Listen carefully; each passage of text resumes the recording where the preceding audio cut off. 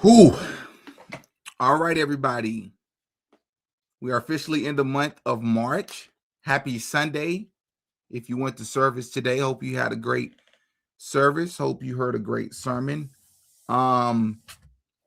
Wolves in Finance dropped a video titled the same as this one. Shocking who really unalived Charlie Kirk. And I only watched the first 5 minutes of the video. And it's about a 45-minute video. And apparently the video is a pretty big deal. And the reason why I stopped watching it and decided to go live and watch it with you all is because of the direction he began to take the video. And I was like, oh, this is what we've been talking about over here. I don't hear a lot of other people take this angle when they're talking about the Charlie Kirk thing. They typically focus on Erica Kirk and the weird behavior of TPUSA, but very rarely do I hear terms like Freemasonry, terms like the hand signs, and terms like different symbols and affiliations and military back. You don't hear that as much. So the moment he mentioned Freemasonry, I was like, oh, I'm pretty impressed. So we're gonna react to this together because this is right up my ballpark. If you've been following the channel, then you should know this is what I talk about on this channel, right? I do have a Jim Carrey video coming here in the next day or so because it's going to be a lot deeper than what you've probably seen already about Jim Carrey. Because again, this world is not what we've been taught this world is really about, right? There's a lot of other things going on. It's a spiritual fight, right? Let me say at the beginning, before we hop into the video, please hit the like button. As always, it really helps. But also, I dropped a video yesterday that was, a lot of my videos get shadow banned. I don't want to sound like a broken record. I've been saying it for years because it's been happening for years. But more importantly, I posted a video yesterday that I thought would be one of the bigger videos on my channel, to be honest with you, or at least in the last few months. And the video is sitting at about 10,000 views because when I posted it and uploaded the video, made it public, it wasn't until the video had been uploaded about maybe 10 to 12 hours before YouTube emailed me to let me know that the video was only then officially available for advertisement. So up until that point, the video was pretty much, quote unquote, shadow banned or it was being held back. You don't want to miss this video. It's about a game show that was taking place back in the 1980s. And it talks about a lot of the things that we hear about happening in the Epstein files. Well, this guy was doing certain things for the world to see publicly on public television, and there's been no consequences for it. And he was doing it to underage human beings, if you catch my drift. All right. So I'll be sure to link that in the description, maybe even the comment section. And without further ado, we're going to go ahead and hop over here and take a listen to what Zach had to say. Because as I said, it's about a 45-minute video, and I have no idea where he's going to take this video. But as I've said, many of you all already know my position. I'm about 50-50 on if Charlie Kirk is alive. But even if he lost his life, I've been speaking about a lot of the criminal activity, alleged criminal activity, suspicious behavior, things that the affiliations, the startup of TPUSA, the entire purpose of TPUSA from its inception, and the role that I do believe that Charlie Kirk may have played in some of those things, including potentially some of the illegal activities that were taking place that many people that are trying to figure out what happened to Charlie Kirk, many of them won't touch or go down that path. For some people, obvious reasons. They were friends with Charlie. But for other reasons, because they're probably going to hurt a lot of people's feelings because they liked Charlie when he was alive. When the truth is the truth. We know that one of the last places Charlie Kirk went was Japan. One of the last places Charlie Kirk went was to Japan. And why would Charlie Kirk be in Japan? Right? There's been a lot of speculations talking about the Moonies, and we've went down their rabbit hole, right? We've spoken about Erica Kirk's affiliation, or ties rather, to Epstein and people that Epstein did business with outside of Donald Trump, who is the obvious person. So once again, hit the like button on your way in. I'm purposely not going to, I'm going to glance at the chat real fast. Okay, people can see me, but I'm not going to read the chat, not right now, because many of you have already seen the Wolves in Finance video, and I don't want any spoilers because I want to react to this in real time because we're going to break these things down as he speak about this. Because Zach, if you see this video, brother, no disrespect, from my point of view, to my knowledge, this isn't necessarily your area of expert, or I shouldn't say area of expertise. That's not. The internet is just crazy. They can always misconstrue things. I don't think you always talk about things like Freemasonry and psyops and things of that sort, faking, staging events and things of that sort. So I'm very curious to see how you're going to approach this topic. All right. So let's, with that said, man, let's hop right into it. The video's performing pretty well, 142,000 in 11 hours. So he must really be talking about something important. I have uncovered some new information about who allegedly shot Charlie Kirk, and it's not Tyler Robinson. Okay. I've spent a lot of time researching what happened, and I think what most people do not understand about this case is how far down this rabbit hole goes. So get ready, we're going to go max. Where we have uncovered so many shady things that were going on around Charlie Kirk. Imagine being able to build an app with your name on it, just by thinking about it. Meet Base 40. It looks like there was so much wrongdoing that it is unbelievable that Charlie Kirk was unaware of at least some of what was going on. There were shady things in the financials of Turning Point, allegedly. There were violations of election laws, allegedly. There were strange connections between the staff at Turning Point and Fort Huachuca, allegedly. There was Erica Kirk's strange past, allegedly. There was just too much going on. And there was the weird situation with the guy, Bill, the guy who allegedly found Charlie or discovered Charlie, giving a public presentation at some sort of college, right? One of the weirdest things to me is that, remember, Charlie is a brilliant person, regardless if you fall on the same political aisle as him, regardless if you do and you just happen to disagree with him on certain things like I did, such as the war in the Middle East, et cetera, et cetera. It doesn't matter. You can all agree. I think we can all agree that Charlie was a brilliant person. He read a lot, and it was apparent that he did a lot of reading. You know, he debated a lot. He put himself out there to the public to debate, which isn't a very difficult thing, which isn't a very easy thing to do, let alone survive in that world. And Charlie was able to do it, right? So it was very difficult for me to know that the same person that we are now seeing and has been doing it for some time, since he was 18, sort of develop and grow this multi-million-dollar company that primarily evolves around politics, the economy, so economics, and debating people for a living across a multitude of topics. That same person was denied from getting into a particular college. I just found that very difficult to believe, because as brilliant as he was, even at 18, why would he be denied from going to a college? I don't know. That was interesting to me, but let's continue. That I no longer believe Charlie Kirk was an innocent victim. Mm. He was a genius. You can tell that he was brilliant by just watching him speak. Mm-hmm. Well, he cannot be both a genius and completely unaware of what was going on around him. Same thing I said. How could he not figure some of this stuff out? I think he not only knew about some of these alleged criminal activities, he was also involved at some level. And that changes the entire story about what happened on the day that he was murdered. In a previous video, I talked about Fort Huachuca. This is where they have the U.S. Army Intelligence Center of Excellence. I want to talk about this further. And I'm going to go back to the beginning. And stay with me, because this all leads back to Charlie Kirk's murder. I'm going to go through some of the conspiracy theories of the last decade and try to pull out what is fact and what is fiction. I showed this photo in one of my previous videos. This is Charlie Kirk and Tyler Boyer in 2017, allegedly, at the inauguration night party at the Trump Hotel in Washington, D.C. They are making these weird hand signals. This is generally accepted as the hand sign for okay. But many of you have messaged me that that hand sign is also known to be used by Freemasons and the Illuminati. Okay, so the Illuminati, maybe but we don't really know that as much as we do with the Freemasons. As a matter of fact, give me one sec.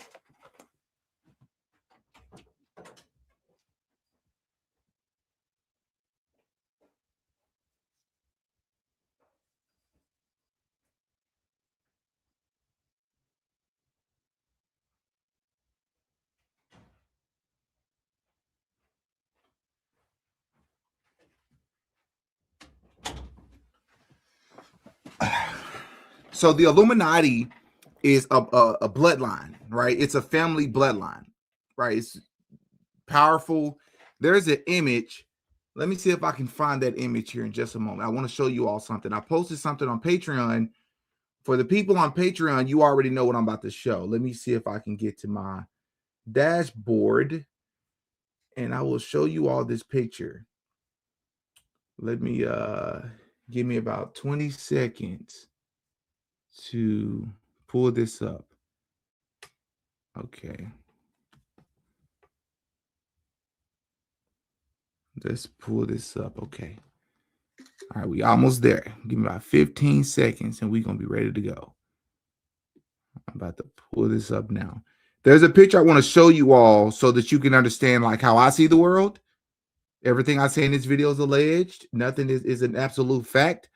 These are just my opinions. So let me show you what my perception is of the world. So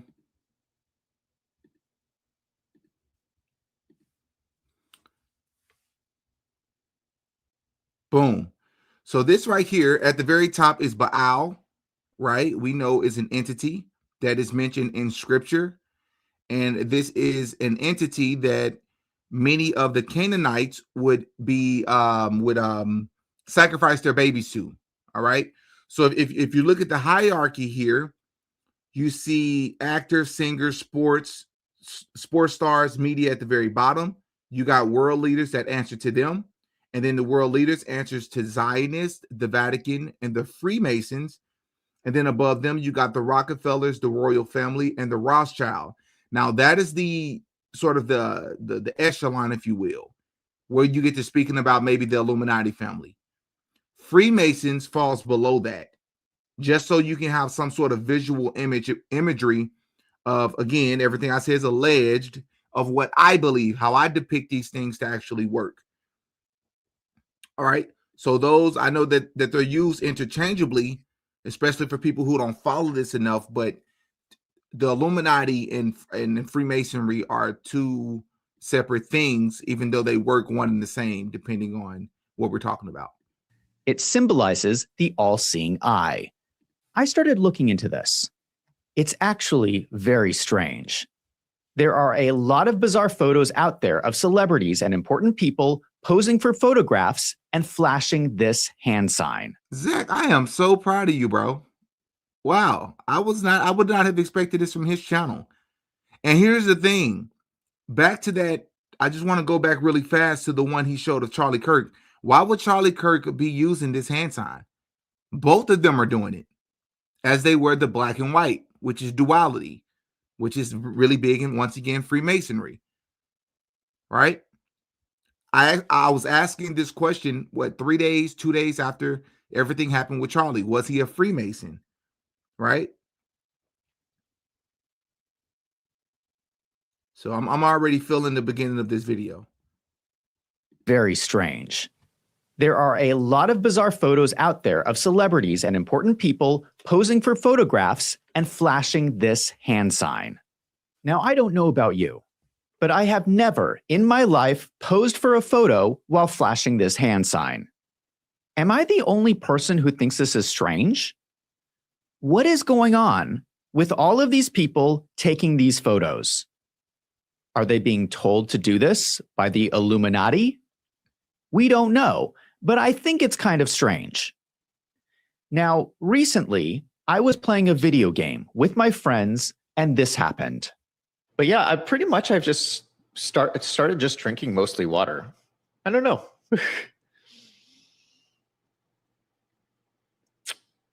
It's always a good idea, especially in like a dry environment like Arizona is, where I'm at. It's always important to stay hydrated. Did you see that? I flashed the same sign. Now, I swear I was not trying to send any bizarre secret message. That was just an inadvertent hand movement. I didn't even realize I was doing it. So I do admit that it is possible that someone can randomly make this hand sign. Well, yeah, we know that. But here's the difference. I was not posing for a photograph. These guys are posing with this hand sign. And it's not just one person. They are both doing it. And it's not, and not only that. This is intentional. Yes, it's intentional, but Charlie Kirk has been seen multiple times doing this. If I could pull up the photo, I would. I'll find it maybe later in the video, but he's done this in multiple pictures. He's done the 666. He's done the hand pose that I showed just a few days ago with him and Candace. It's happened. You say, well, maybe it was a mistake, but when you're doing it multiple times, absolutely, it's not a mistake. You're either in a fraternity, which is low-level Freemasonry, whether you realize it or not. But either way, you still have to bow down to an altar in fraternities, the same way they do in Freemasonry. The more I look at this photograph, the more I realize how bizarre and creepy it is. It's even more strange in the context of this being the inauguration party for Donald Trump. It is like they're sending a message to a secret society as if to say, mission accomplished. Keep in mind that Tyler Boyer proudly states in his bio on the Turning Point website how he is a 7th-generation Arizonan. He comes from a powerful Mormon family. So it is not unreasonable to think that he is getting involved with Freemasons even at a young age. This photograph suggests to me that both Charlie Kirk and Tyler Boyer were part of some secret society from the beginning. What is also important is that this photograph happened before Candace Owens started working for Turning Point. This photograph was taken in January 2017. Candace started working at Turning Point in November 2017. Candace Owens has been doing the most thorough investigation into Charlie Kirk's death. She says this. Yeah, Kanye sent this now infamous tweet. I love the way Candace Owens thinks. I believe, and I'm saying this retrospectively, that from that moment onward, Charlie and I were assigned handlers. Okay, this is an expression that Kanye used to say, have a handler. I thought that he was just saying that. I thought that he was referring to just Hollywood. I now very much believe that I have had handlers since 2018, and that things were done intentionally to pull me and Charlie apart. What Candace Owens does not realize is that there is a growing possibility that her handler was Charlie Kirk himself. Oh. If Charlie Kirk was already involved in a secret society in 2017, it is likely that he was given the task of keeping an eye on Candace Owens. I think that Charlie Kirk was a double agent from the beginning. That's, ooh. Bro, this video is already extremely deep, and we're just 6 minutes in. I did not expect it to go in this direct. I'm actually very impressed. I was not expecting this from this channel. There's very few channels that touch on this sort of deal. But more importantly, I thought he was going to say that Candace Owens, he believes, because he don't know if this is a fact. None of us know this to be a fact. But I thought he was going to say he believes that Candace Owens, his handler, was or maybe is her husband. Because no disrespect to Candace, but the truth is she married under, pretty unique circumstances, right? And Charlie Kirk married under pretty unique circumstances. They both married pretty fast. Candace has been a lot quicker. So maybe unknowingly, these people were sent to be their handlers. That's what I thought he was going to say. Candace has released a bunch of text messages between the two. Charlie Kirk says, "Are you ready for the war that's coming? We gonna fight, we gonna win, they will lose." Candace responds, "So effing exciting." Charlie says, "Yes." Candace is not gonna like me saying this, but I'm gonna say it anyway because I think it's the truth. In my opinion, those text messages read like Charlie Kirk is trying to groom Candace Owens to become part of their secret operation. It did not work out because Candace Owens is really bad at taking orders from people. For some reason, she's just not good at following orders. Do you think it's important to have some resiliency while you're navigating? I just want to say I'm not gonna keep pausing it, I promise you, and I'm not gonna just keep saying this. I am really impressed. I did not expect this video to go in this direction. I can maybe think of 4 YouTube channels across the entire YouTube, maybe 5, that will even approach this angle. For me to give you praise on this, that says a lot. Navigating the dating world. Yeah. To even entertain this possibility, you know? I don't think she would do very well in the military. And we know the rest of the story. Candace Owens left Turning Point, and the rest is history. The bottom line is this photograph exists, and there has to be an explanation for it. And if you think I've gone off the deep end, hold on, because there's a whole lot more. Charlie Kirk was murdered on September 10th, 2025. On October 19th, 2025, I made a video on my working theory of what actually happened. My initial reaction was that the intelligence community was somehow involved. I saw too many similarities with the JFK assassination, which many people now believe involved people within the CIA. I published that video 1 month after the murder. We now know so much more information, and I want to update my working theory. I now believe that in the US, there's a growing conflict going on between the different intelligence agencies. In the US, you have the national intelligence agencies like the CIA. Then each branch of the military has their own intelligence. CIA headquarters is in Langley, Virginia, which is only 8 miles from downtown Washington, D.C. The CIA tends to lean Democrat. We know this because of their involvement in scandals like the Russian collusion hoax during Hillary Clinton's election and the hoax about the Hunter Biden laptop during Joe Biden's election. In both of those situations, the CIA used their power to try to swing the presidential election for the Democrats. Okay, this is where I'm going to differ with him. I'm gonna differ. I still like that he's thinking and he's pushing himself. I would encourage any and everybody to do that. I'm going to disagree with him here.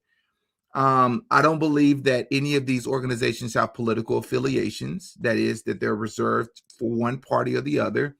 I believe that all of these people, yes, they can have internal conflicts, but I believe, similar to the chart that I showed, they have an allegiance to a God that is not the same God that we have an allegiance to as followers of Christ. And I believe that Republicans and Democrats, I believe, are 2 wings of the same bird. And it's it's the Hegelian dialectic tactic that I've spoken about. It's the duality, right? There has to be an opposing force. This is once again this is something that they teach. Now, if you speak to a everyday regular Freemason, they'll tell you these are not hand signs that we use. This is silly. If a Freemason was to use that as if to signal or to communicate something, it's silly.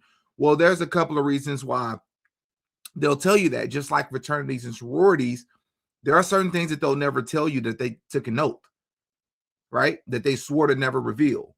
Number 2, even if they were to tell you, yeah, sure, those are probably not hand signals that you'll just casually use, but those are hand signals that are used for certain purposes at certain times, right?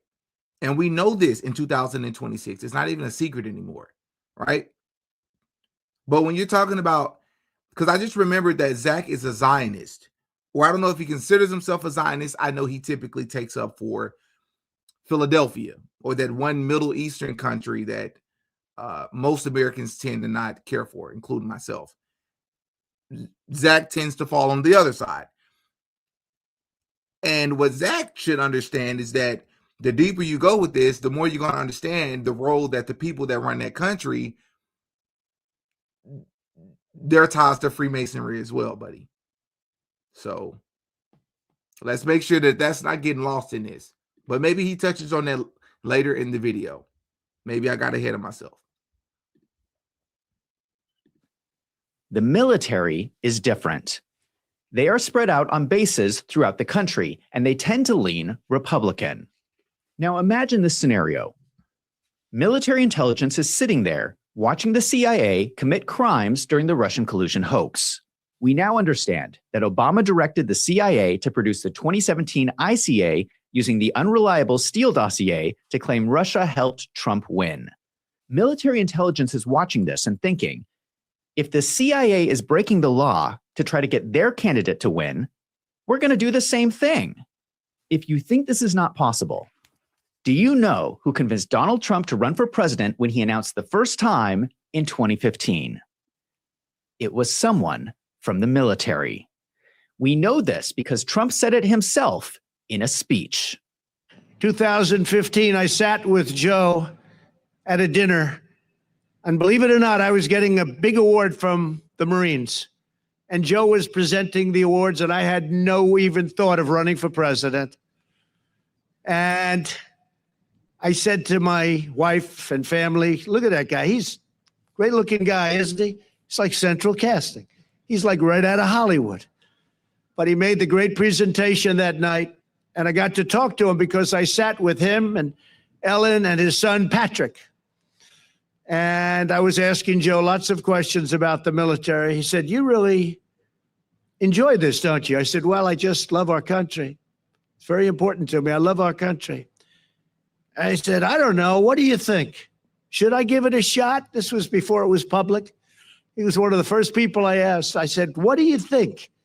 You think I'd have a shot? If I get it, we're going to rebuild that military. It's going to be stronger than ever before. And he helped me form an opinion. He gave me a lot of information, and he has ever since. So for that, I want to thank you and Ellen, and I want to thank Patrick. I hope I got his name right. It's a long time ago, but I think his name was Patrick, right? Did I do good? This is the story Trump tells. In 2015, he had no idea he was going to run for president. No. And this is just my opinion. This is no disrespect to Zach, man. I think, again, he's trying here. I just totally disagree. I think Trump was selected a long time ago. There's something called the Illuminati card game. Let me show you something. And many of you all have saw this already. So let's see here. And I know he being Zach is newer to this stuff. Trump knew. Allegedly. Everything I say is alleged. I believe Trump knew a long time ago. This was always a part of the plan. There's a card game called the Illuminati card game that came out back in like the 90s or something. The freaking 90s. It says the card left is said to show the face Donald Trump pulls in the 2011 image. And it says enough is enough. The very last shorts video that Charlie Kirk or the Charlie Kirk show posted on YouTube before September 10th was literally titled Enough is Enough. And it featured Donald Trump. That's what the shorts video was about. That's a fact. We've made so many videos about Charlie Kirk that a lot of this information people just forgot because we covered so much of it in the first like 3 weeks. As far as like the, from an esoteric Freemasonry psyop perspective. No. It's also important to note that The Simpsons talked about Donald Trump back in like the early 2000s. I mean, we've all seen the infamous picture of him coming down the escalator waving with his wife, Ivanka, who, from my understanding, was affiliated with Jeffrey Epstein before Trump. No disrespect to his wife. I don't disrespect nobody's wife, but to meet your wife through a person like Epstein, I mean, come on, bro. Knowing that y'all went into the modeling industry together, knowing that the modeling industry is just a front for money laundering and the illegal transportation of human bodies. And we covered all of that on Patreon. So we'll continue, but no, I don't buy that. Trump knew. Trump is not who people think he is. Just like Biden and Barack Obama is not who people think believe that they are. He was at this dinner for the Marines and he was approached by Joseph Dunford. Joseph Dunford was the commandant of the Marine Corps, which is the highest ranking officer for the Marines. He became the chairman of the Joint Chiefs of Staff under the end of Obama's term and the beginning of Trump's. This military man told Donald Trump something at this dinner that convinced him to run for president. Joseph Dunford's background is interesting. Senior level Marines typically attend the Marine Corps War College. Joseph Dunford did not attend the Marine Corps War College. Instead, he attended the U.S. Army War College. That means that his personal network included a lot of people from the Army. You are going to see that the U.S. Army is a recurring theme in this video. So Donald Trump starts to run for president against Hillary Clinton. And this happened during the debates. And that's why 10 people who have had that awesome responsibility have come out and in an unprecedented way said they would not trust Donald Trump with the nuclear codes or to have his finger on the nuclear button. I have 200 generals and admirals, 21 endorsing me. Donald Trump said that he was endorsed by 200 generals and admirals. When the doors closed last time, people went nuts. We are opening. This was a strange comment to make. He made this claim multiple times during the campaign, but never produced a list of the 200 generals and admirals. In fact, he produced a list of only 88 endorsements by generals and admirals. The media had a field day with this, and they claimed that Donald Trump was lying. I don't think that's what happened. I think that he was endorsed by these generals in secret, and only 88 wanted to endorse him publicly. But it sounds to me like he was getting additional support behind the scenes from the military. I want to go back to this image that I showed in a previous video. This is the emblem for the 110th Military Intelligence Brigade. Gold and Oriental blue are the official colors of military intelligence. Now I'm going to show you Donald Trump's inauguration speech in January 2017. Do you notice that the person standing behind Donald Trump is wearing the colors of military intelligence? Today's ceremony, however, has very special meaning because today we are not merely transferring power from one administration to another or from one party to another, but we are transferring power from Washington, D.C., and giving it back to you, the people. Did you catch it? Let me see if Zach caught it.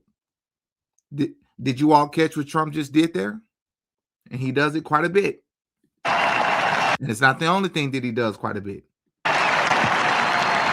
Now, the crowd is eating this up. But I think it is significant that the person standing behind Donald Trump's shoulder during his inauguration speech is military intelligence. Then in 2017... Hold up. Let's go back. I guess Zach didn't catch it. The moment he says the people, it's important to know what people Donald Trump is talking about. And the moment he says the people, he tells you who he's talking about. Of military intelligence. Today's ceremony, however, has very special meaning because today we are Boom. There's once. Not merely transferring power from one administration to another or from one party to another, but we are transferring power from Washington, D.C., and giving it back to you, the people. The people. The who? Bingo. 666. The people.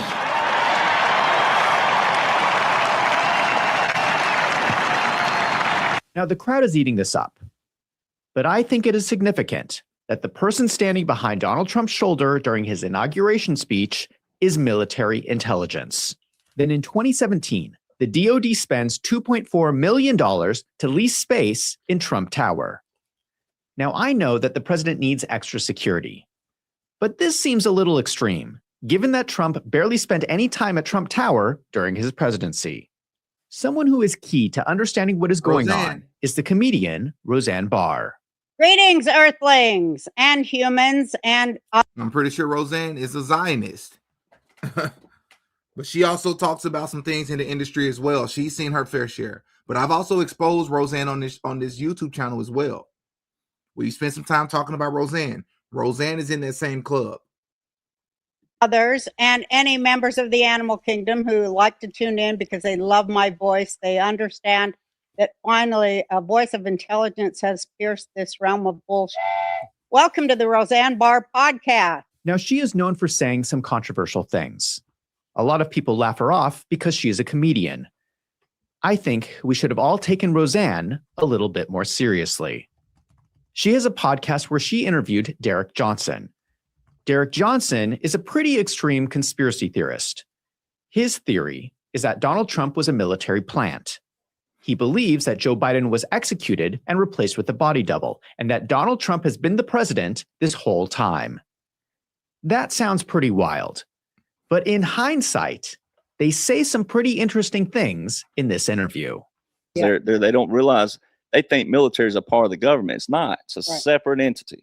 Okay, so just to stop you here, because this is really good information. It's your theory, right, that everything happening now the last 3.5 years as Biden is president is actually a military operation conducted and controlled and ran by Donald Trump, who's still the commander in chief, right? Well, now, and I would say it too is this, that first portion, yes. Okay. When I say commander in chief, I want people to realize that you never, so it's a wartime president is the actual term. Okay. I want you to start here. Wait. Well, yeah. He'll answer it. But you said a line was drawn in the sand in 2016. What was that line? But April 2016, Special Operations Command put out a publication. And inside that publication, it's got a diagram in there. And I tell people, I joke about the old pyramid schemes. You know, I used to have buddies that were getting pyramid schemes in college, and they get you the first time. He is correct that something strange did happen in 2016. The U.S. Army published this document, the Unconventional Warfare Pocket Guide. This was published during Donald Trump's first election campaign. This guide contains something called the Soro diagram. It shows different techniques on how to conduct unconventional warfare. The Pocket Guide describes this as unconventional warfare is the support to a resistance movement. The idea is to use covert operations to achieve political power. This is a whole list of things you can do to influence a population. And you should note that this list includes assassination. Now, I want to be clear about what is legal here. It is legal for the U.S. to assassinate someone as long as it is part of an official military operation if they can justify that national security is at risk. For instance, assassinating an al-Qaeda leader in Afghanistan was considered legal as part of the U.S. war on terror. This was all explained in the official Department of Defense Law of War manual. So in certain circumstances, assassination is legal. Right. But I think anyone would have a hard time justifying that the assassination of an American citizen like Charlie Kirk would be for national security. Something like that should be prosecuted as murder in a court of law. The U.S. Army actually published a number of publications about the Soro diagram during this same time period. Here's another example from an article in 2017 in Special Warfare, which is a professional journal of U.S. Army Special Forces, also published out of Fort Bragg. So we have multiple publications of the Soro diagram and U.S. Army documents around 2016 to 2017. This was clearly a topic of conversation within the Army at this time. The question we should be asking ourselves is why? Were they using unconventional warfare against the American people?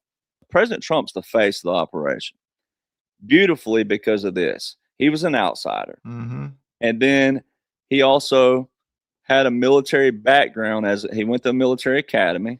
And I know some veterans struggle with that, but whatever. He was a school where he was sent off. Yeah. He didn't go home every day, like sent off. He knows better than the average. Right. He knows better than the average. He's also a brilliant businessman in other manners. And some people are going to argue with that, but whatever. Builder. But a builder. Innovative. He knows a lot of people all over the world. And then the people who argue with that, well, that's just whatever. There's always going to be resistance somewhere. We can argue about whether Derek Johnson has his facts right about Joe Biden's body double and those other specifics. Another word, by the way, for builder is mason. right? So I want you all to notice that Roseanne Barr just said that she made sure to include in there that Donald Trump was a builder, has been a builder, which another phrase is a mason for builder, right? But something else that's important about Trump is his ancestry. If I've made so many videos on this channel, I'll try to link it in the description. I'll find it. We covered this 2 or 3 months ago as well. Donald Trump has a long history that is Scottish and allegedly Jewish. And this is extremely important because it's about his lineage, right? And the people that's connected to Trump. It's also important that Donald Trump was widely accepted in Hollywood, in the music industry, the entertainment industry. Everybody loved him. He had television shows. Rappers was talking about him in their songs, right? Every time you saw Trump, he was smiling. He was questioning things just like the average person after September the 11th happened. Trump is just like one of us. You don't make it to that level. I've said many times on this channel, one of the, or at least I thought originally, one of the biggest compliments I had ever gotten. Long story short, I used to be homeless, and the executive director at the shelter called me into our office one day and was telling me about all the potential. And she said, we wanted to tell you something today. And they closed the door. And I was like, oh, snap, I think I'm in trouble. They said, we just want you to know we think you can do whatever you want in this world. And I was like, okay, that was random. Thank you. She said, no, but there's something else. We think that you could be president someday. And I just froze. I was like president of the shelter? She was like, no, silly, president of the country. And I was like, what do you say to somebody who just randomly tells you that? Like, that means, like, unless they know what we know now, they think the highest of you. That happened to me in graduate school. One of my deans, one of my professors, she called me to her office. When she asked me to close the door, it immediately reminded me of what happened at the shelter. It just brought a flashback. And I said, it'd be so funny if she said the same thing. But I know what she wants to talk to me about is about school. Nope. It was the exact same thing. I'm sharing this to say, in 2026,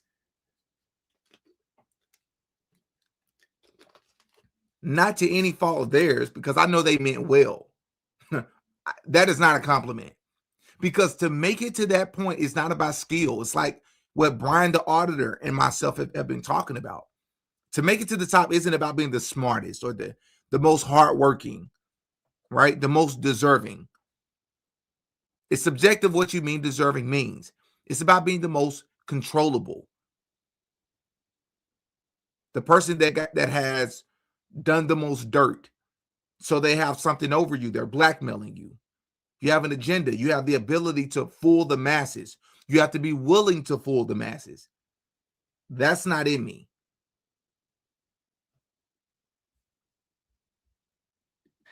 But I think his general concept is a legitimate question. Has there been a covert military operation going on since 2016?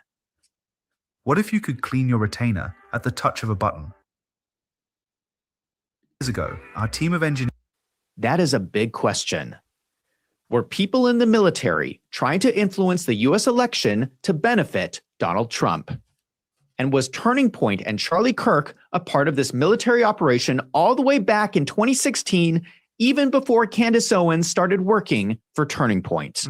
Roseanne Barr also went on the Tim Pool podcast and said this. I'll start from the beginning. First, we can talk about the I believe that they were authorization. I believe that they were all arrested. Oh no. I believe that they took Oh, no, here we go. everybody out. Here we go. Oh no. Never happened. That they're playing their parts, and that we're going to see military tribunals by the end of this year. I believe it. You want to bet another 1,000? So the military tribunals will be public? They already have happened. Will they be public by the end of the year? Yes. You want to bet another $1,000? Roseanne, I like $1,000 on that too. Okay, so she says that high-level officials have already been arrested and had military tribunals. She was wrong in her statement because it has never been made public. But did military tribunals happen? We really don't know. What she is calling tribunals could have just been backroom meetings where they pull in powerful people and tell them, we know what crimes you have committed. You either go along with our plan or spend the rest of your life in prison. Bingo. You could call those meetings tribunals. You could call them whatever you want. But I would not be surprised if those meetings happened. There are a lot of things we don't know about. There's a lot of things the government is doing we don't There's know nothing about. I don't know about, honey. I am a nosy old Jewish woman, and I can get in anywhere. You I know believe what? it. One thing is when you're as famous and damn good looking as me, Tim. I can stick my nose in anybody's business. I know how. I'm a grandmother, and I have stuck my nose in the thick of it this time. In my opinion, I do not believe that Roseanne has all of her facts correct, but it sounds to me like she's talking to someone. She says that she used her fame to get in contact with a high-level military official who is telling her that something is going on behind the scenes in the military to influence the election of Donald Trump. Given everything that has been happening, I think we need to find out who Roseanne Barr is talking to. In a shocking development, Roseanne does not agree with Candace Owens about what happened during Charlie Kirk's death. Yeah, what's your take on Candace Owens? Monster. Monster. If I see the bitch, I'll knock her the fuck out. She loves peddling. She loves what? Peddling conspiratorial. Where is all this violence coming from? Roseanne is close with all of these military contacts, and now she wants to punch Candace Owens in the face.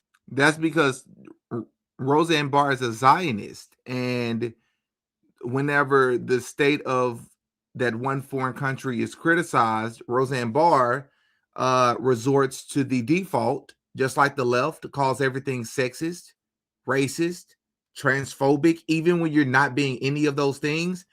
It's a defense mechanism. It's a defense strategy, right? It works.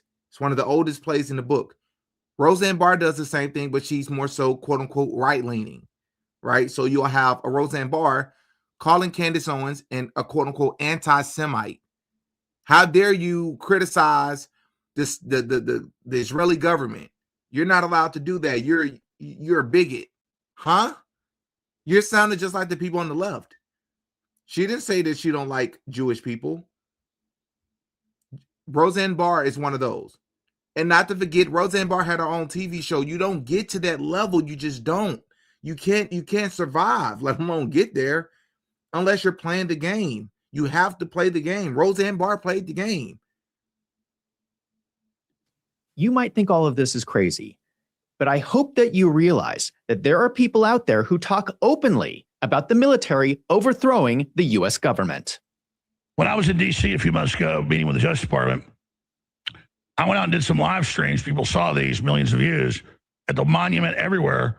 And I would have the National Guard come over, and we turn the cameras off. They would talk to us, and it was every National Guard group. I talked to 6 or 7 groups when I was there for 3 days.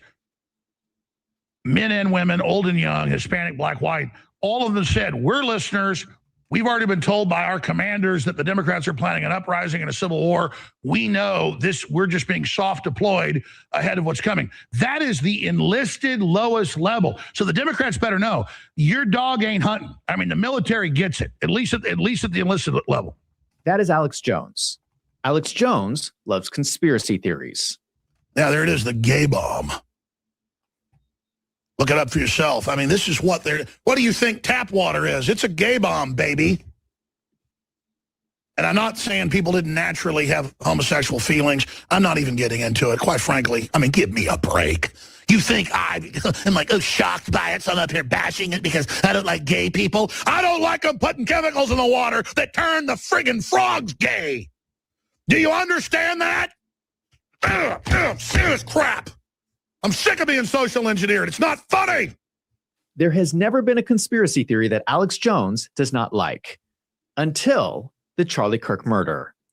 So let's pause this real fast. Let me show you all something. So remember I was saying, so he started off the video talking about the one-eye symbolism, right? So let me just show you how these people work because they play both sides. Let's listen to what Roseanne Barr had to say here. They're like, oh, she's in the Black Eye Club. I mean, saying I was a Satanist and shit.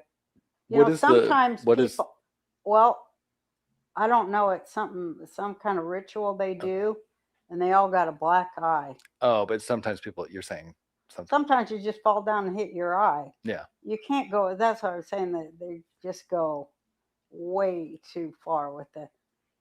Like one time I did a magazine cover and the lady had me hold something over my eye. And I go, why would I want to do that? And she goes, just everybody does it. I go, okay. Yeah. So I held a button over my eye, and now it shows all these people doing that. And they say they're in the Satan Club. Well, I just did it because the photographer told me to. Yeah. And they probably did too. Yeah. Well, of course, now looking back, they probably are in the Satan Club, but I didn't know no better. I thought, well, if everybody's doing it, I'll do it. Is there a code or something in Hollywood where like you can find out who is like in the Satan Club? Well, like I say, it's better to say who isn't, Right. because they're all in it. Right. Every one of them. Well, isn't that convenient? So you all just heard her talk about the one eye symbolism, but she said a button. A photographer asked her to do some weird pose that she chose to do because everybody else does it. Well, what if they asked you to do it twice? Wouldn't you find that weird? You said a button. What if you took your hand and did it? Roseanne Barr, this is you right here. Why would you pose like this? Who posed like this? Nobody. This is the one eye. This is a nod to the all-seeing eye, which is Satan, Lucifer. What are you talking about? So no, I'm not buying the BS you're talking about. I just wanted to expose her real fast because these people are not who people think they are. For the first time that I'm aware of, Alex Jones has come out and said that everyone should just trust the government. It's a black hole. Candace, I'm worried about you. I care about you. And you're only digging the hole deeper. Most people 3 weeks ago agreed with you because there are a lot of questions about Charlie. It needs to be investigated. Okay? And it exploded your show. It was already huge. Okay? Now most people think you've gone crazy. I find this reaction very strange. Alex Jones is taking the government side. This has convinced me more than anything else that something is going on here. And just like Roseanne Barr, Alex Jones has high-level contacts with the military. Right. I've had some high-level folks in Army Special Operations call me 2 days ago saying that they're getting major intel that there are hit teams out with a high priority to kill me and others. I want you to consider how bizarre this is. He says, I've had some high-level folks in Army Special Operations call me about threats on his life. He didn't get a call from the police or the FBI. He got a call from someone high up at Army Special Operations. That is strange. That does not usually happen. What kind of relationship does Alex Jones have with the military where he gets these one-on-one communications? I think it is worth revisiting QAnon. This is something that happened. We don't know all the details. We don't know who was behind it, but QAnon did happen. Between 2017 and 2020, leading up to the election between Donald Trump and Joe Biden, someone using the codename Q began posting information online. They used the name Q because they claimed to have a Q-level security clearance, which is the top secret clearance used by the Department of Energy. The best explanation I have heard of QAnon was from Jacob Chansley, who became known as the QAnon shaman. I don't know what QAnon is. All I know about QAnon is they say you're a QAnon person, and they say that QAnon's a right-wing thing, and the only time I ever hear about it is on CNN. Let's break this down. Q is a psychological operation. In order for mass formation hypnosis to occur, that 25 to 30% of the population has to gain some sort of heightened level of radicalism where they scream the loudest and then they get a hold of the levers of power, right? Now, when it comes down to stopping this process from happening, all you need is 5% or more of the population to not become hypnotized. and say, no, this is ludicrous. You are nuts. We are not doing that. Now, we've seen the effects of mass formation hypnosis, critical factor bypass, and neurolinguistic programming in Nazi Germany. We saw it with the Bolshevik Revolution in Russia and the USSR. We saw it in the Red Revolution in China and the Chinese Communist Party, okay? So we've seen the effects of this process, and it is psychological warfare. What he is saying is that he believes that QAnon was a reaction to Operation Mockingbird. Operation Mockingbird is well documented. We know it existed. It was a CIA program to influence the US mainstream media. In 2013, Obama signed a law called the Smith-Mundt Modernization Act. Within the scope of normal CIA operations, they create propaganda materials for foreign countries. This new law removed restrictions so that the US government could now share these materials with the US media. Let's take a good look at that. The media. All right. If you just do yourself a quick favor and just look at the people who own all of these media companies, right? It runs under like 3 conglomerates, BlackRock and a couple of others. CBS with the All CNI, right? NBC, Fox News. We've spoken about what Fox actually stands for, right? ABC. We want you to see what is on Tell a Lie, Tell a Vision, right? People will criticize this claim by saying that we don't know for sure if the CIA is doing this. And that is true. We have no idea what the CIA is doing. I cannot point to any specific examples of people at ABC or CBS who are spewing government propaganda. But it is in the law. You can go read it for yourself. We just don't know to what extent it is happening. So Q is this person who's posting questions. I don't think it's a person. I think it's a group. So Q is a group that's posting questions on fora like 4chan or this other Acun, one. Yeah. Acun. And you're saying that is a psyop from the highest levels of government. Or I would say most likely highest levels of the military. Okay. Because military intelligence and the intelligence community tend to work together. Sure. Now, what led me to that conclusion is the numerical code in the Q drops themselves and the gap code between the time that Trump would tweet something and Q would do a Q drop and what is called the Q clock. What the Q drops were doing was very, very similar to the way military intelligence communicates. And this is how it is that you're able to communicate a message in plain sight without the enemy knowing what exactly it is that you're saying because it's all encrypted, it's all encoded. This is the story of QAnon. The CIA was using Project Mockingbird. They were feeding propaganda to the media in an attempt to influence the election for Joe Biden. Military intelligence responded with QAnon to try and influence the election for Donald Trump. These were competing psychological operations aimed at the American people, allegedly. We all know what happened in 2020. The mainstream media announced Joe Biden was the winner of the 2020 presidential election. The people listening to QAnon believed the election was stolen. This resulted in the protests at the Capitol. What I am saying is that I believe that all of this was orchestrated by the intelligence agencies, and we, the American people, are the victims. If you do not believe me, let me remind you of something. There is roughly 2 months between Election Day in November and when the new president takes office in January. During this period, Donald Trump made very few public appearances. In fact, in 2 months, he only made 5 public appearances. One of those appearances was to go to West Point for the Army football game on December 12th, 2020. This is very interesting in hindsight, given what we know. I want you to watch this footage and tell me what you see. Does this look like a man who was just defeated in an election? Because it looks to me that this is Donald Trump telling the Army that no matter who is in the White House, that he is still the Army's president for the next 4 years.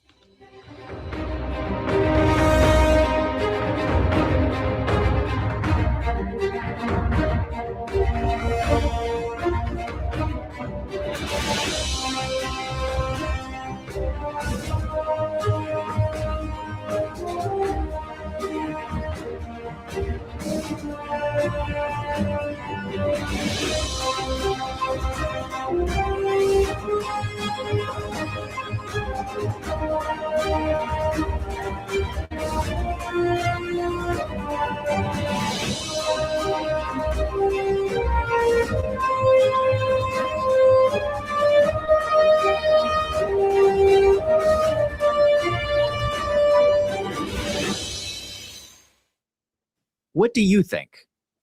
Because I think that it is telling that out of the few public appearances that Trump makes, he decides to go to the Army football game. And then we saw what happened during Joe Biden's inauguration.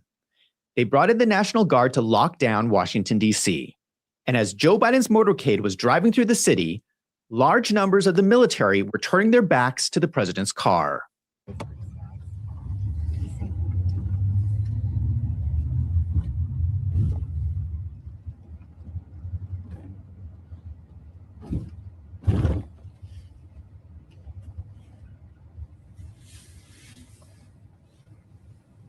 Now, when this video started going viral, a spokesperson for the National Guard released an official statement saying that the troops were not turning their backs in protest.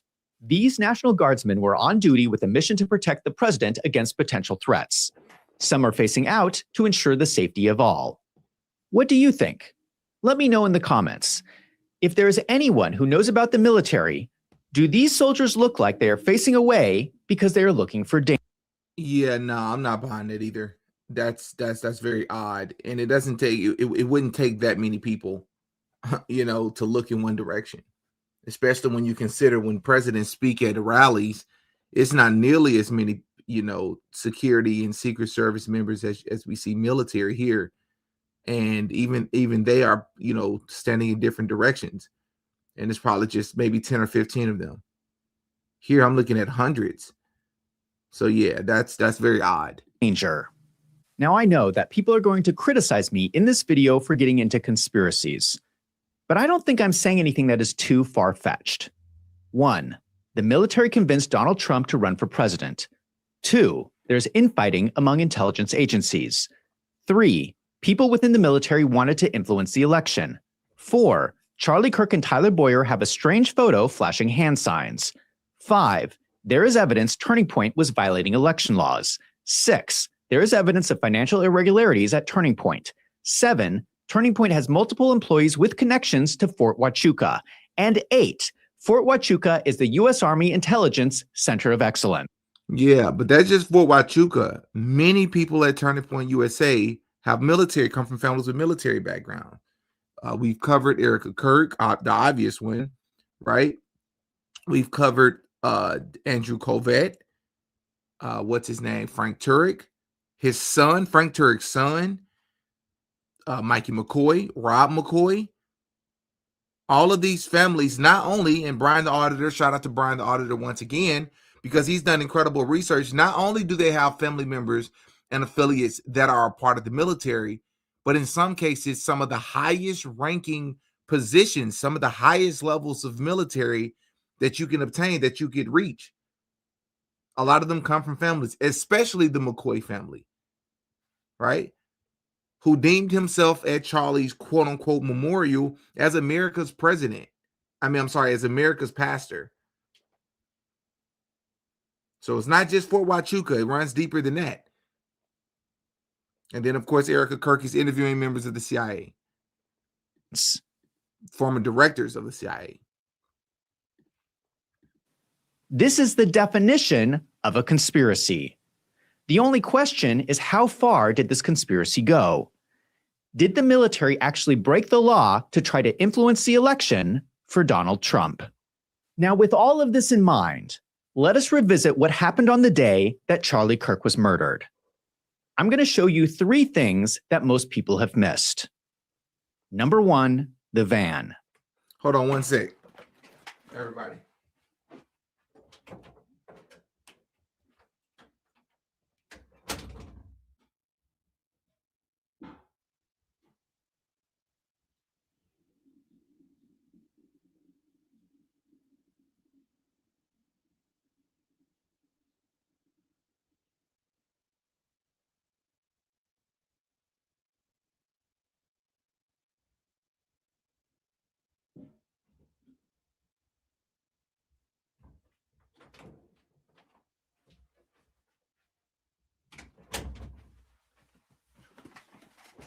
All righty. So the van. Okay, so I'm wondering if he's about to talk about the van that's to the far left of Charlie. If so, multiple people have covered this, especially, what's their name? The channel. They interviewed the guy from overseas. He has an accent. shoot, somebody's going to cover it in the comment section, but the theory that the shot may have been a fake shot, may have been, fired into the back of the van, or actually that was the SUV, I believe. So let me just play it and see. On the day of the shooting, there was a black van pulled up right behind Charlie Kirk's tent. This is a breakdown given. Yeah, here it is. Yep. This is the guy. Given by a small YouTuber, Algiest Nydream. And then it's Kirk himself who starts the countdown by tipping his nose.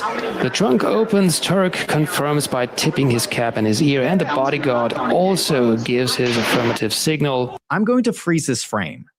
I'm not going to show the actual shooting because this is on YouTube, but this is the moment right before the shot happens. In the background, you see the black van. Someone opened the back of this van moments before the shooting happened. Then we also see the bodyguard, Dan Flood, doing some kind of hand sign right before the shooting happens. And something else that's very important here that we got to make sure that we don't forget to mention is the very person who's asking Charlie Kirk the question, who I believe allegedly could have played a role as well. Right? What's his name? He is the kid, the son of the guy, what's the kid's name? Kozak. Hunter Kozak is his name.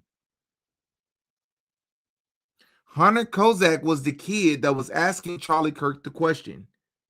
Hunter Kozak is the kid of, I forget his first name, his dad, some Mr. Kozak, who was the boss or is the boss of the one and only Jimmy Kimmel, the same Jimmy Kimmel who made insensitive remarks about Charlie Kirk and was temporarily suspended, was suspended from work until further notice, as if that was a way to say, one, this really did happen to Charlie. Two, you really need to be careful what you say about him.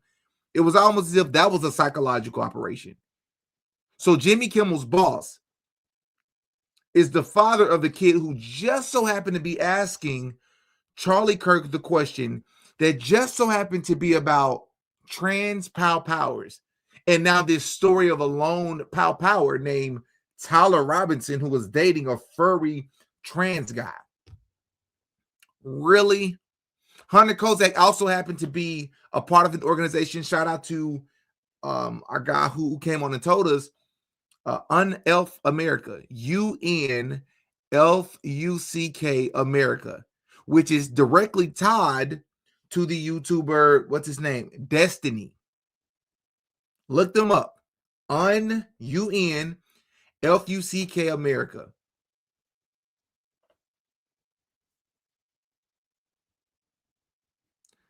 Oh boy. Somebody said Hunter Kozak was literally in the direct line of if you knew a real was coming, would you stand? It's because nothing was fired in that direction.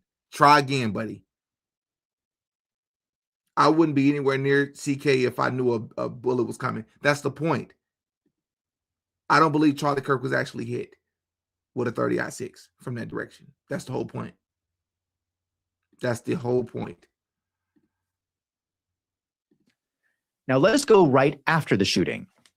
In the meantime, they also closed the trunk to hide its content from the spectators fleeing the stands. 19 seconds after the shot, we can observe the trunk closed. 19 seconds after the shot, the trunk is closed. Excuse me? Am I the only person who finds this suspicious? So there's a shooting going on, and someone who had just opened the trunk says to themselves, while everyone is running for cover, I'm going to shut the trunk of my van. Right. I find this extremely suspicious. Number 2, the audio. This same YouTuber took audio from the different camera angles and used it to triangulate the trajectory of the bullet. I looked at all the clips that had a good enough quality to analyze them with the software Audacity. Then I calculated the angles, distances, and crack thumb deltas. According to his calculations, the bullet from the top of the Losi Center could not have hit Charlie Kirk, but in fact seems to be traveling straight towards the back of the van. This analysis has been repeated by multiple people. Here's another small YouTuber, Jordan Henshaw, who performs the same calculations in a graphic simulation. Okay, so this software is basically doing exactly what All Jace did, only it's in real time. Okay, here's the tent where Charlie Kirk is at. Here is the van. As I drag the little crosshairs right there, it is computing the error between predicted values and actual measured values for Charlie Kirk shot versus the van shot. Doing this in real time. And over here on the right, you can see the amount of error. And over here, this is simulating the mock cone visually in 3 dimensions. And what I'm doing is I'm waiting for the mock cone to hit the camera or the microphone. Then I say set crack. And then I wait for it to hit, then I wait for the thump sphere to hit the microphone. And I say set thump. So according to this, someone opened the back of the van, someone shot into the back of the van from the top of the loci center, and then they closed the trunk. That leaves the question, what happened to Charlie Kirk? According to the audio, it is not possible for Tyler Robinson to have shot Charlie Kirk. Now, these YouTubers are speculating that the death was faked, but I think it is more sinister than that. There was way too many people who wanted to seize control of Turning Point. Number 3, Brown Shirt Man. There was a man. Okay, so hold up. Before we move on. So this is the part, Zach, and you may address this here in a little bit, and I hope that you do, because if you don't, it'll be a disservice and it'll just lead to more questions. You just demonstrated that earlier, according to someone else, none of this stuff is definitive.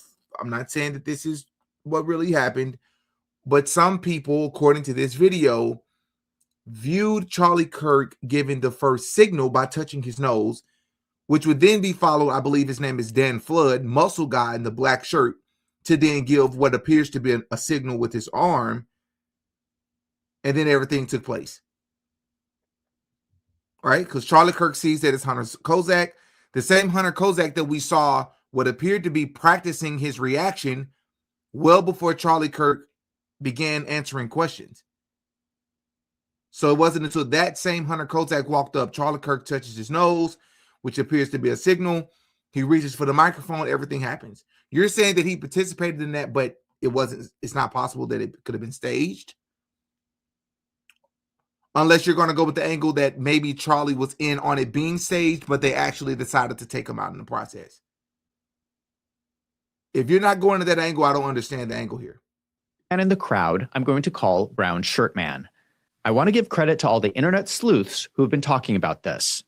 I want to especially thank an internet sleuth named Jeff Renz for putting a lot of this information together. And also thank you to another internet sleuth, Dave from Kansas, for helping me research this. Also, I have to give credit to journalist Stu Peters, who's one of the first people to talk about Brown Shirt Man. Here is another angle of the shooting. Do you know how many mass shooters there have been in America over the last 10 years? Counting or not counting gang violence? Great.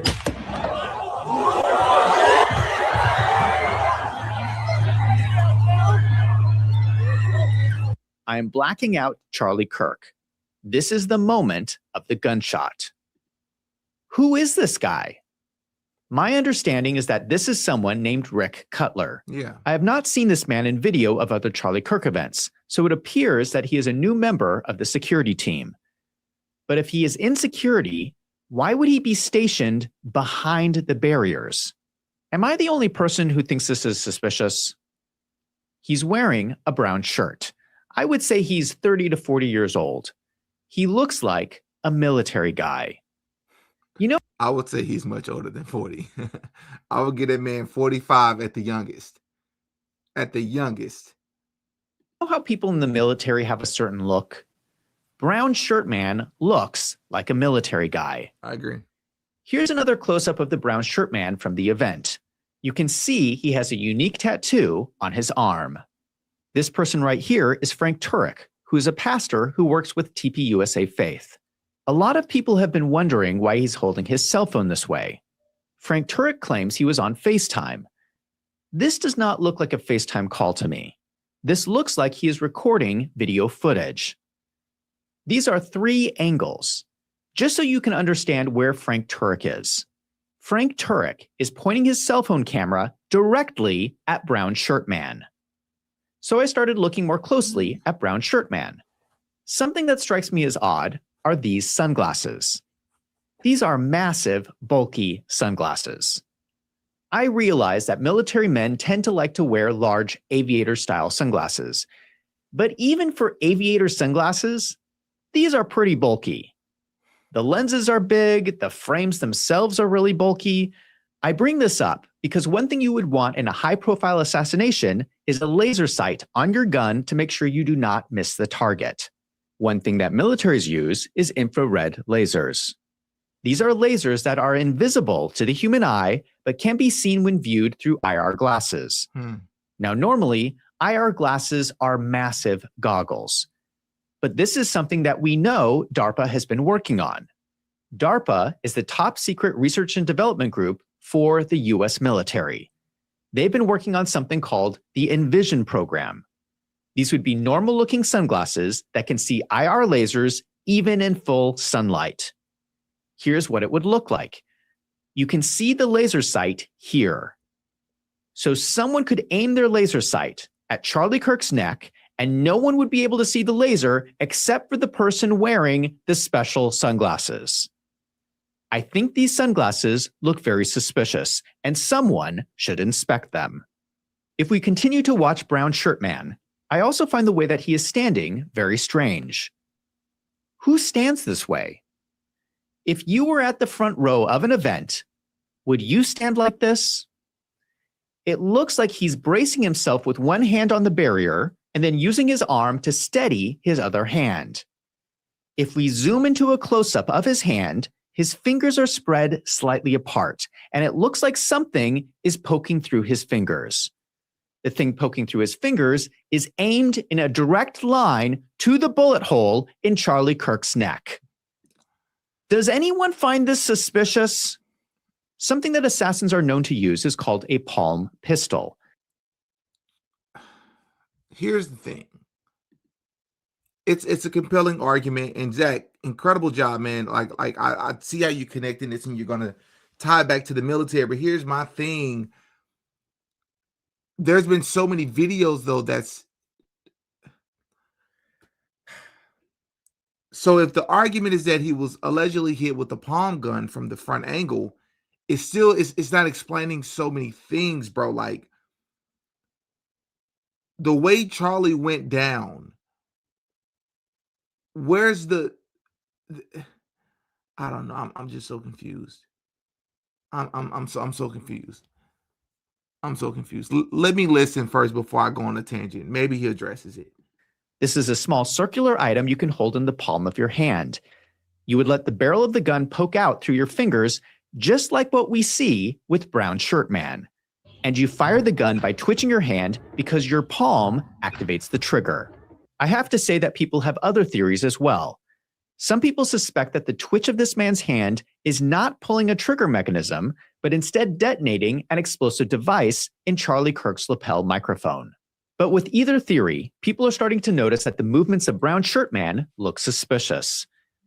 If you still do not believe me, take a look at this. Well, I don't know if people are starting to notice. This is something that's been discussed since, once again, maybe 2 or 3 days after everything, maybe even the same day. Again, we've been having this conversation so many times, and Brown Shirt Man has come up. Rick Cutler has come up multiple times over the past, 3 months. So no, this isn't new. This is something that people have been covering for a while. Right? And we've also covered the fact that the security team that was allegedly helping Charlie behind the table when he went down, all of them were wearing sunglasses as well, and none of them ever took their sunglasses off to get a better sight at what they were doing. Who does that? Don't you want to, at least one person wouldn't think to take their sunglasses off? No. While also none of them spoke to each other. That makes no sense. It's, the only time you would not speak to each other is if you already know what the assignment is. Allegedly. 5 minutes before the shot happens, Brown Shirt Man gives a hand signal. Here you have the shooter signaling to someone else saying, 5 minutes until the shot. And look carefully who is watching the signal. Watch again. Here the man in the blue shirt turns on his video glasses. I only know this because I have the same glasses. A minute later, he signals 4-minute mark. So Brown Shirt Man is counting down to the shot. He signals 5 minutes, 4 minutes, then gets into position where he raises his hand to his arm. Am I the only person who finds this suspicious? Come on, people. Hold on, let me look at that angle again. Was it the right angle, everybody? So where is this guy standing? Is that the same guy? Is this where Rick Cutler is standing? Watch again. 5 minutes. Here the man in the blue shirt turns on his video glasses. I only know this because I have the same glasses. Okay, I guess so. I think this is him right here. So I guess it is him. In the bottom left screen. Okay, I guess it is Rick Cutler. Okay. And by the way, I've seen this clip on Twitter already. I saw this a couple of months ago as well. A minute later, he signals 4-minute mark. So Brown Shirt Man is counting down to the shot. He signals 5 minutes, 4 minutes, then gets into position where he raises his hand to his arm. Am I the only person who finds this suspicious? All right. Come on, people. He's literally counting down 5 minutes before the shot takes place. Dan Flood does the final hand signal, the van trunk opens, the shot goes off, and Charlie Kirk falls down. Then after the shot, Brown Shirt Man runs over. But okay, Zach, so I'm a bit confused. What are you arguing? If you really believe Charlie was hit and was taken out, what do you believe the purpose of the van was for? Right? Because the argument would be that was the purpose of that van was to fire a false shot. Are you saying that they fired 2 shots? Maybe I missed something when you talked about the audio. I don't know. Over to Charlie Kirk and kneels down next to Brian Harpole. They carry Charlie Kirk's body into a nearby SUV. Do you notice anything strange about this photo? In the back pocket of Brown Shirt Man, we see the shape of what looks exactly like a palm pistol. Does anybody find this suspicious? Can the Brown Shirt Man please explain what was in his pocket? Because it looks like to me like he has the outline of the murder weapon in his back pocket.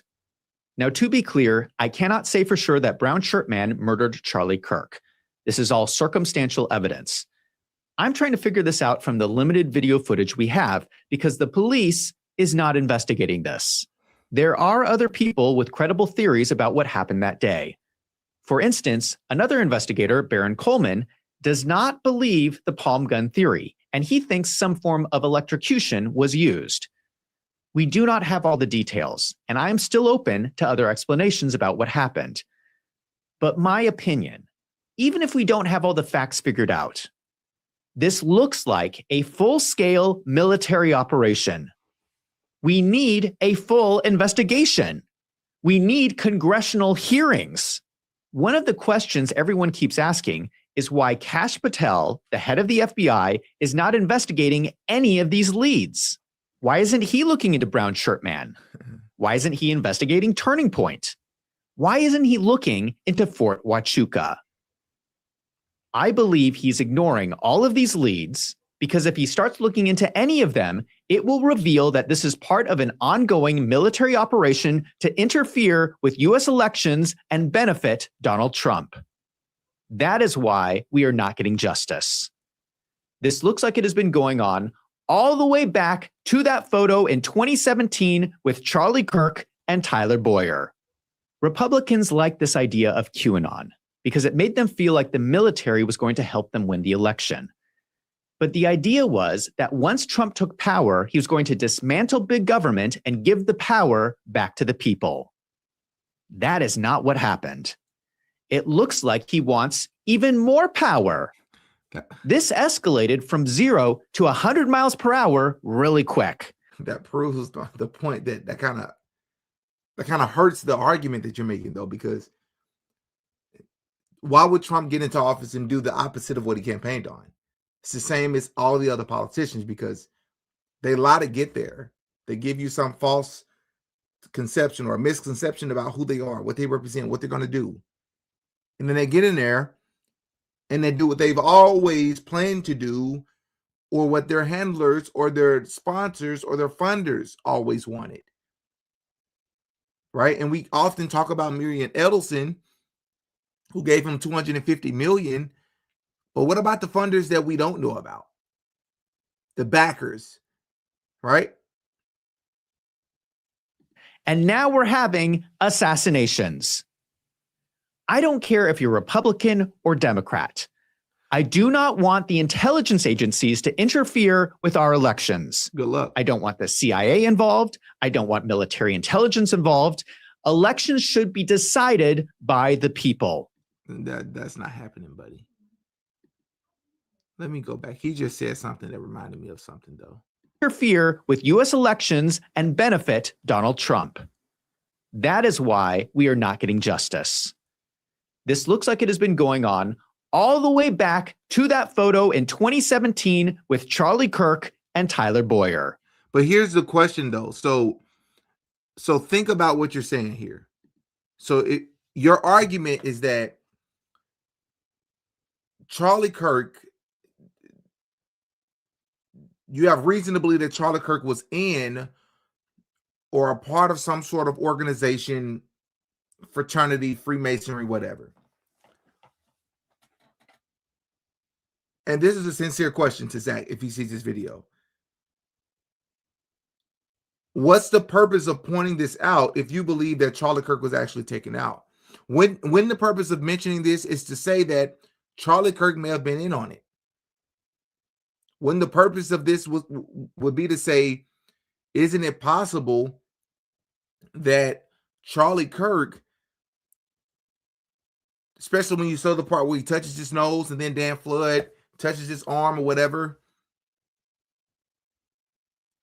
it seems like an entire psyop to me. All of it seems theatrical to me.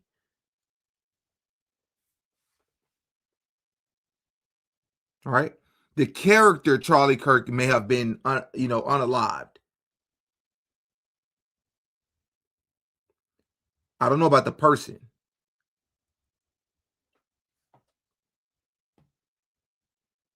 So, but let's be clear, like, it's good work.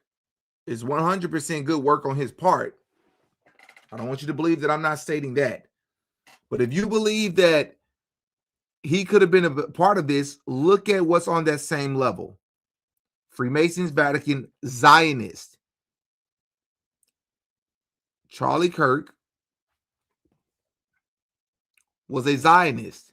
So it would perfectly align with this level. And I know many people won't like that we're entertaining these things, but I'm not here because I'm trying to make somebody happy. I really want to know what happened.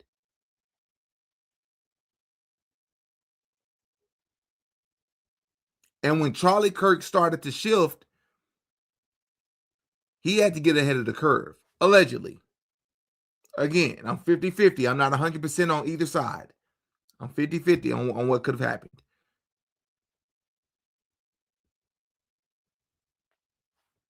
Yeah.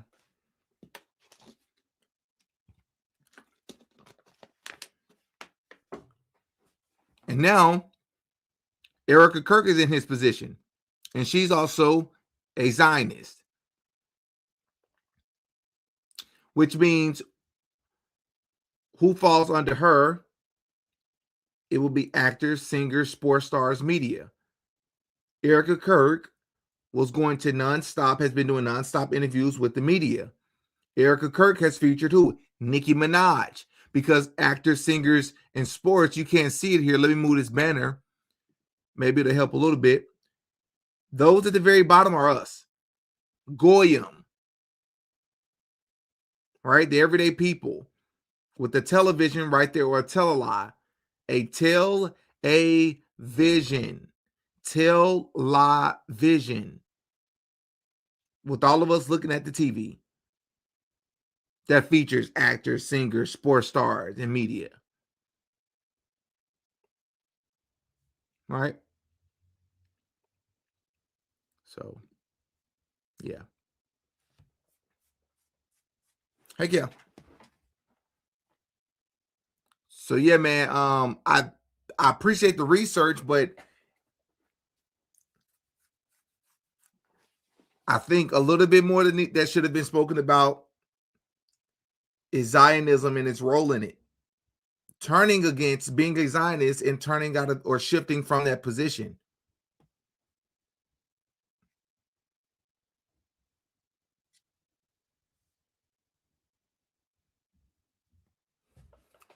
So, which by the way, he mentioned the fact that many people speculate or suspect that President Joe Biden had a body double. I believe all presidents have body doubles for security purposes.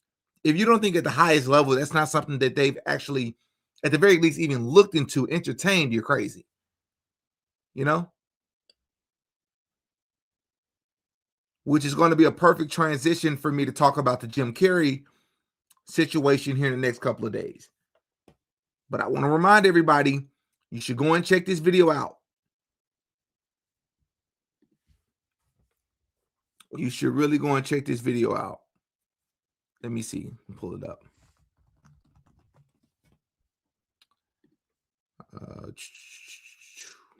Where is it at? Where is it? Where you at? Where you at?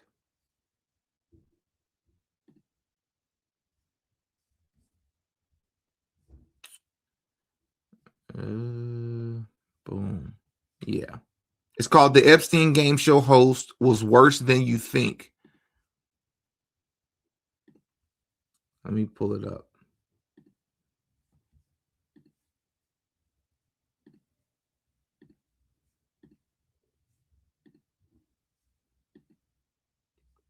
Right here. I would highly recommend you all go and check that out. Heck yeah. All right, man. I'm going to get to some of you all's comments. I don't want to drag this out. Thank you, Veronica, for the $5 super chat. Charlie's alive. No marriage, no kids, no death. I've been saying this since October. And you get no pushback from me. You get no pushback from me until I see some definitive proof. A lot of people have been asking, why would they do it publicly? Why would they do it in front of us? Yeah, they could do it for trauma purposes. I agree. But maybe they do it just to make sure that people don't question it. You know?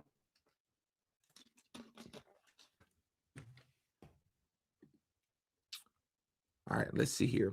Thank you once again for the $10 super chat, Veronica. Candace's husband is a Mason. That's why she can talk about this, because he protects her. George Farmer is Andrew Tate's handler and Candace's.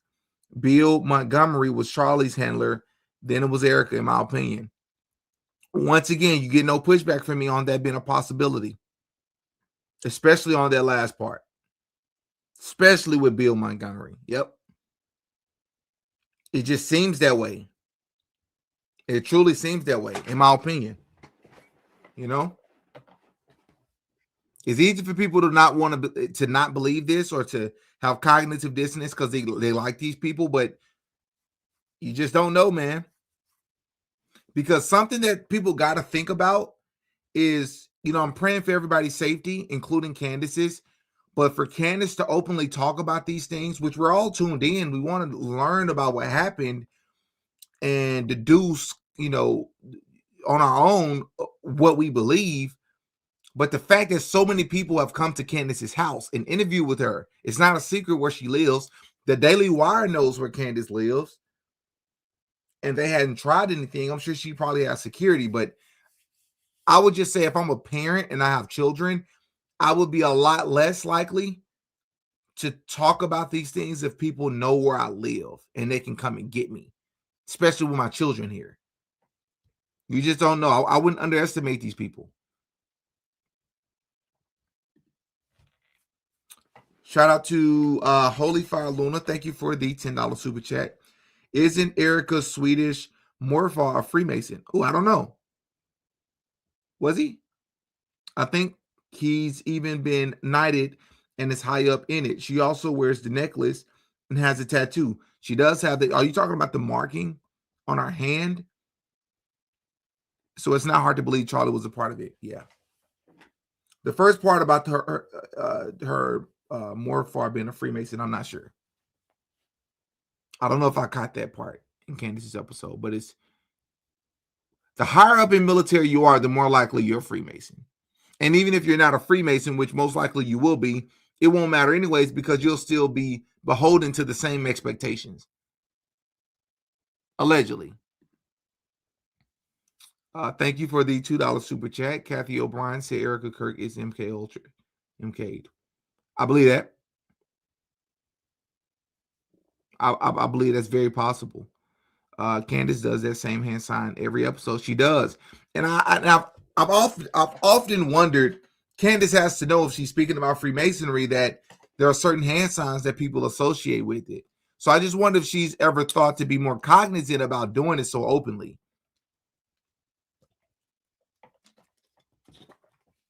I'm going to give you all an example. J. Cole is a rapper. He's been one of my more favorite rappers to listen to over the years because he's more conscious at times. But J. Cole is still a part of the industry and he still pushes destruction. And there is no lukewarm. You can't be lukewarm. Either you're on God's side or the other side, right? Something J. Cole often does is the devil horns. He does it in his freestyles. He does it in his music videos. He just did it the other day in a random music video he shot, and he tries to be subtle with it. He's talking to the crowd, and as a way to point, he will point with devil horns. No one points that way, bro. No one uses, when you point, you use your index finger, maybe even two, or maybe even your whole hand. No one points using the actual devil horns. You know, so it's just a reminder to me that even if you like what someone is saying, pay attention to what they're doing too. The difference between a conspiracy theory and the truth is 6 months. Hey, that's a bar. That's a bar. The difference between I'm actually about to tweet that. Veronica, I'm about to tweet that. That's a freaking bar. That's the truth. No one has mentioned Charlie and Erica's best friends from Scientology. Charlie was involved with many religious cults. What person were they involved with that was from Scientology? If you all don't know, here, let me pull that up. I just cover Will Smith. Will Smith is, in my opinion, a Scientologist. He even created his own school. And this right here is another video from the channel. And as you can see, the School of Scientology. The top right, you can see him kissing his son in the mouth. The bottom right, you can see an actual photo of Will Smith, Vivica A. Fox, P. Diddy, at one of those parties where they had women laying on tables naked with food on their bodies. And this video is talking about this kid or this young man accusing Will Smith of inappropriate behavior. Maybe I'll link that in the description as well. Speaking of Scientology, here's a list of many celebrities who are inside the School of Scientology, right? Arguably the most famous one being, what's our man's name? Not Tom Hanks, but what's his name? The action guy. What's his name? Shoot, of course his name escapes me now. The moment I see him, Tom Cruise. Thank you. Cruise. Tom Cruise. Yeah. Tom Cruise. Yep, y'all got it. See, that's why I like y'all. Y'all be on it. Y'all are on it. Tom Cruise. Yep.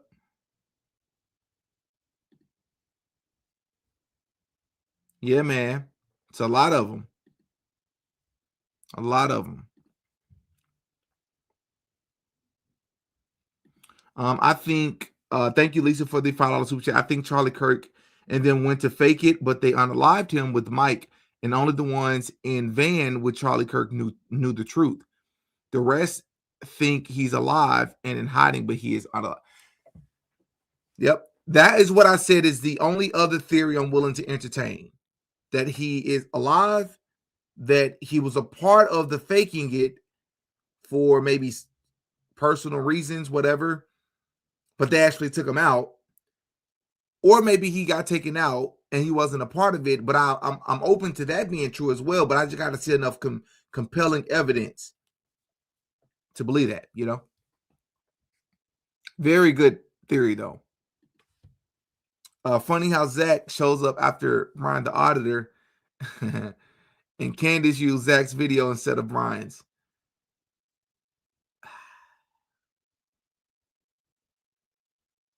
Yeah.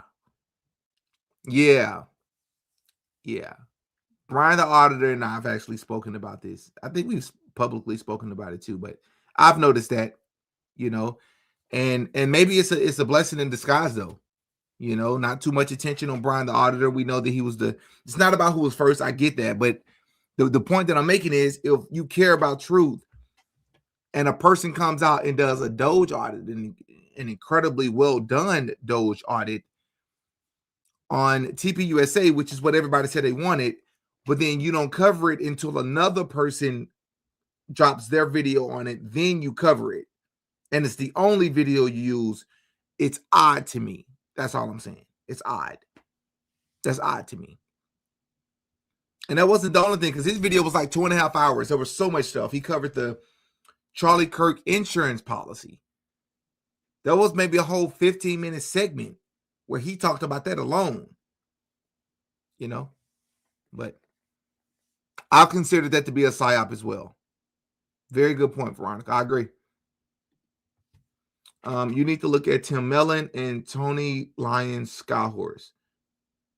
Okay. What is that about? Like, what is it related to? John Mappin did interview recently about being besties with Charlie and Erica. John Mappin. I keep seeing that name. Why do I feel like I should know who John Mappin is? Who is John Mappin? DC Mr. TV, what's up, man? Thank you for the $10 super chat. Hey, yo, Diddy got a podcast PSA. You don't get the true secrets of Freemasonry until you go through the 33rd degree ritual. Keep doing your thing, bro. You know, you're right. You're right. Which is why so many of the lower level Freemasons say that I don't know what I'm talking about. And yeah, most Freemasons are good people. I don't doubt that. Well, I don't think any human is good according to the scriptures. None of us is good. Only God is good. But I get your point. Heck yeah. All right, y'all. Hit the like button. Oh, yeah. The merch store. Let me see if I can pull this up while I'm sharing this. The merch store is having a sale. Today may be the last day of the sale. Don't quote me on that. But there is a merch sale. Link is in the description to the merch store. And it's a really good deal on pretty much everything. Like, everything. I think the t-shirts are like $15 or something like that, and store-wide it's like 26% off. The stuff is fairly cheap to begin with, but it's even better now. So if you all want to support the work in any other way, this is another way you can do it. And now is a great time from a financial perspective as well. So yeah, I wanted to share that. As always, man, I appreciate you all for tuning in and supporting me. I am working on a key, and I'm going to tease you all with this. I'm working on my own research pertaining to Charlie Kirk and some other historical events, but I want to go deep into it. I want to give you all some details that I haven't seen shared pretty much elsewhere, you know? And so stay tuned for that. All right, man, I'm gonna catch you all in the next one. As always, I'm Demetrius. I go by Didi. I'll see y'all. Oh yeah, Didi got a pie. Attitudes and our work ethic become very important in realizing our goals and opening up possibilities. I had lunch a couple of weeks ago with a recent graduate of UCA, and his story is really fascinating. It's one of overcoming homelessness during his time, pursuing his degree first at a community college here in Arkansas and then finishing his bachelor's degree here at UCA. His narrative ranges from estrangement from family for many years to a hopeful reunion with mother and siblings. His record is one of overcoming odds in a way that I probably could not, and certainly demonstrating levels of tenacity and patience and optimism that I can only marvel at. He wanted to talk with me about his new job and his career path going forward. I really need to be there to learn from him because that's where the real value was.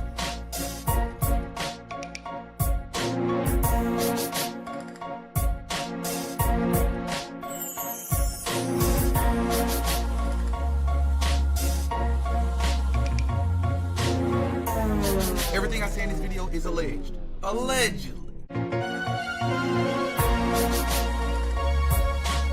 No such thing as a life that is better than yours. Y'all can just repeat after me. I really appreciate it. Alright. No such thing. Come on, we can do better than that. Talk to me. Alright, let's start it over. No such thing as a life that's better than yours.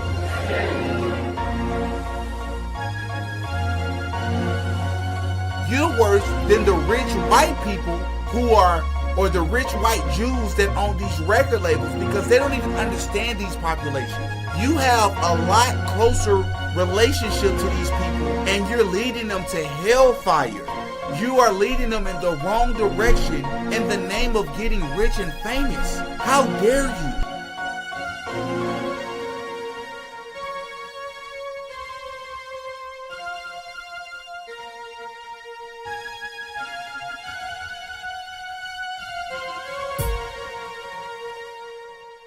Oh yeah, Didi got a podcast.